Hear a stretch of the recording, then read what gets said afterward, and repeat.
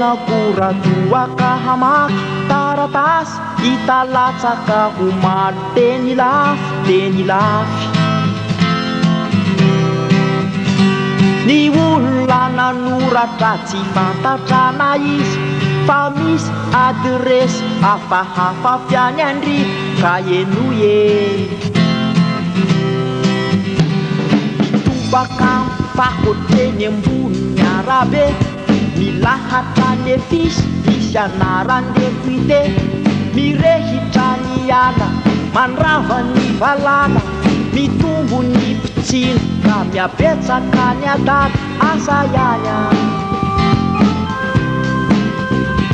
nandalo ilay minisitra tsy hita fanisitrika bosakana mivamo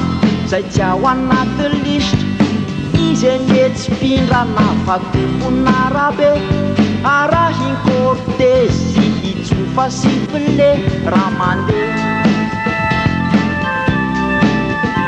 atserovako lalao malaza tamin'ny mondialy karamena karamavo sifle naseho antsary miarihary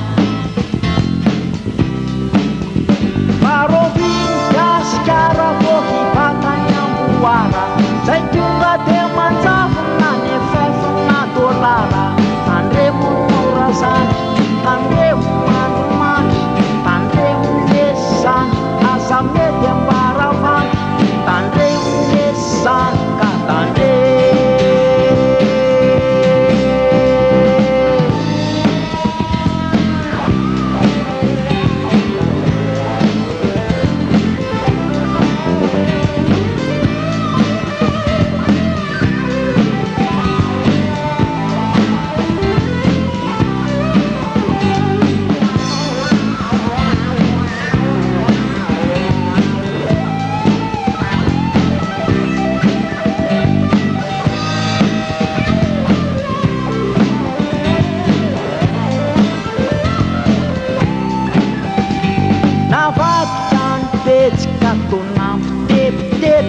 nantopoko maso favetrany tegrevy eo ambony nasiny sarin'olona mahia sy potrefony iandrenapony merina manambana amilefina iayaha mila mailo fameratsy ny fandehan rahara mibanaka matetika ny vonjany tsy afa tsy misy tsy misongotra hatrahony sarandala manao zay tiany ataony fanahazo fahafahanafaka nasiny sary mikitanko basy heliko